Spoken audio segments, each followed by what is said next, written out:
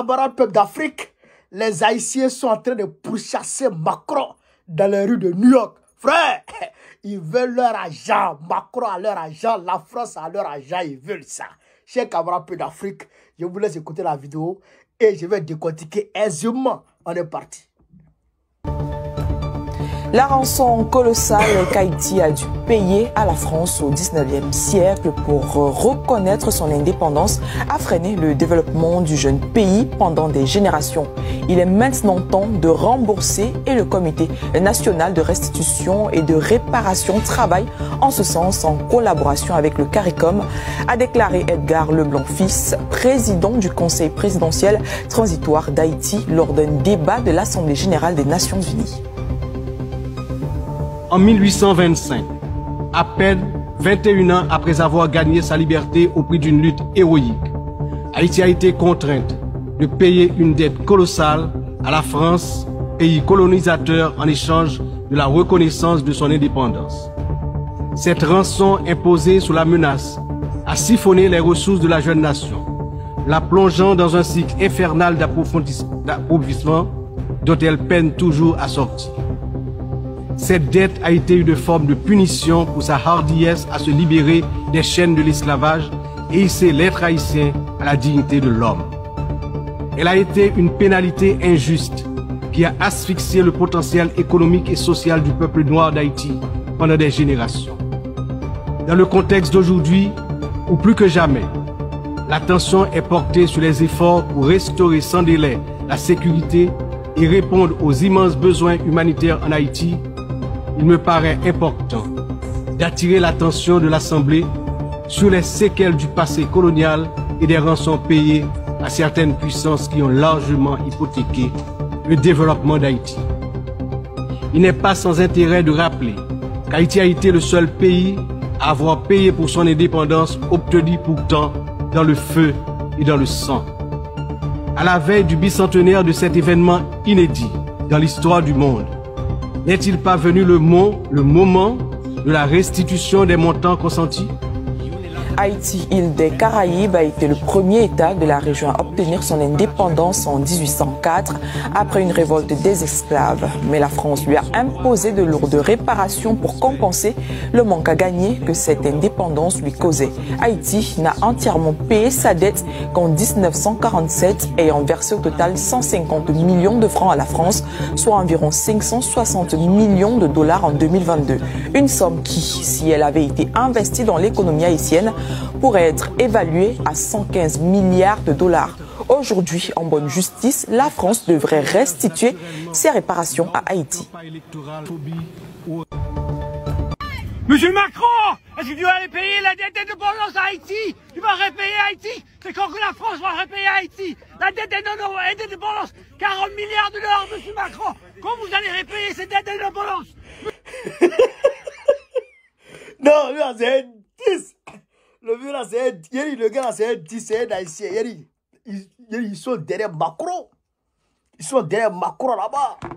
Chers camarades, qu'est-ce qui s'est passé? Quand on dit que l'État français est un État criminel, l'État français, les dirigeants français, du début qu'à la fin, tous des criminels.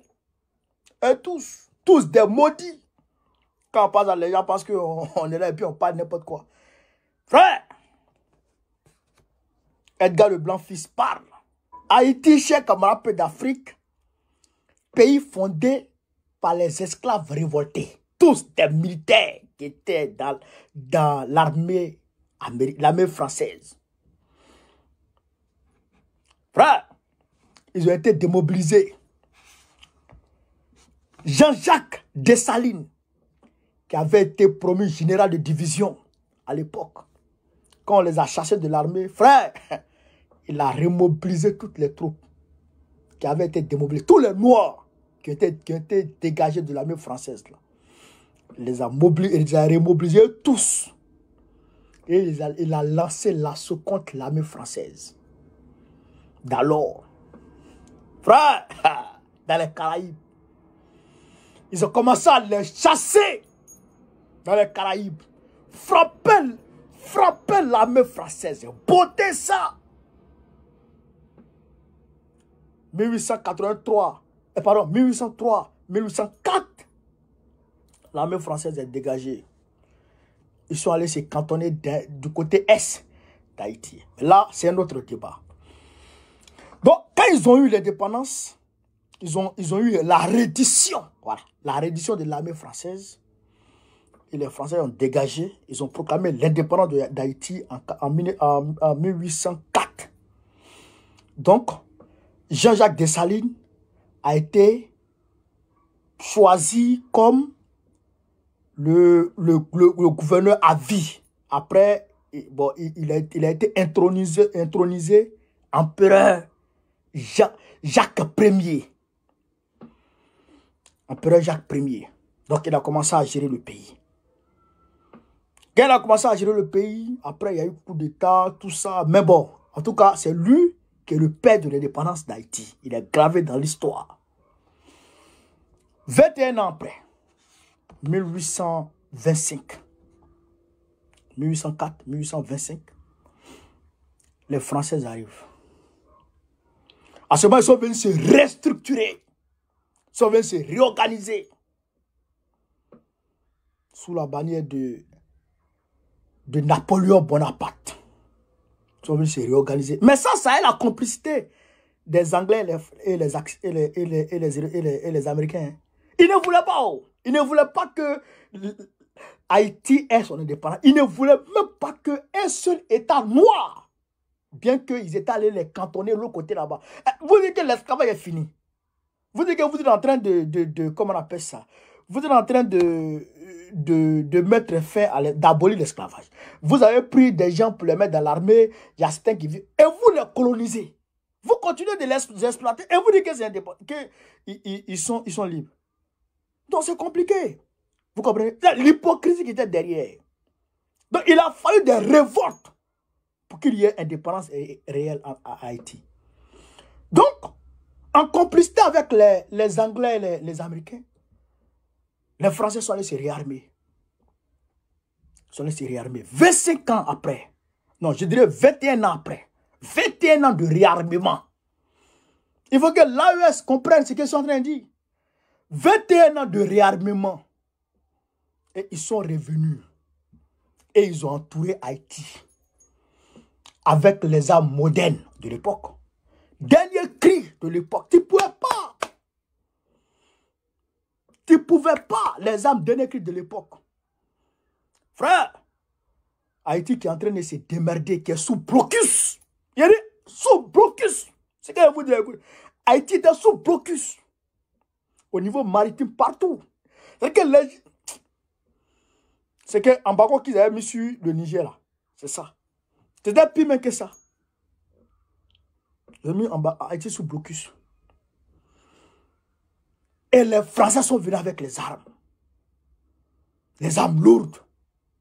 Pour dire à la jeune nation, vous allez payer ce que le manque à gagner que votre indépendance coûte à la France.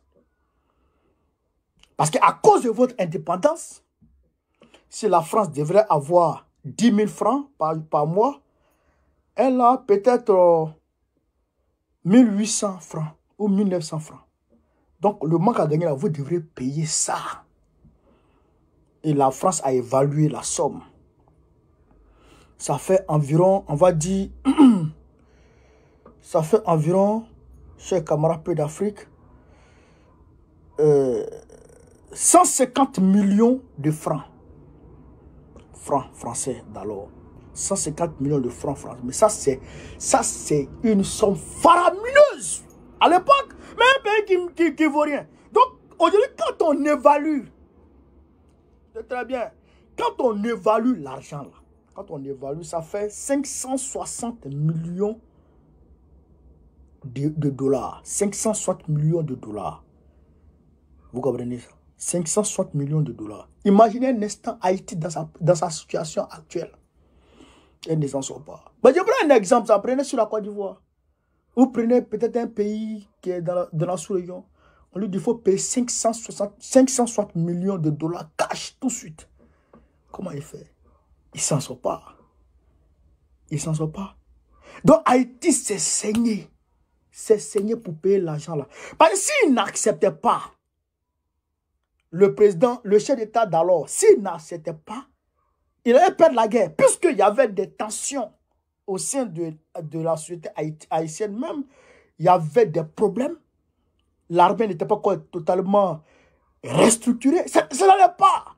Donc, s'ils engageaient la guerre, ils allaient gagner. Puisqu'ils se sont préparés. Et ils ne pouvaient pas gagner. Haïti ne pouvait pas. Donc, Haïti a négocié la paix. Haïti a acheté la paix avec la France. Comme Gbagbo l'a fait. Comme Gbagbo a été obligé de le faire avec Jacques Chirac. C'est grâce à ça, à cette négociation-là, que les autres États ont commencé à reconnaître Haïti comme un État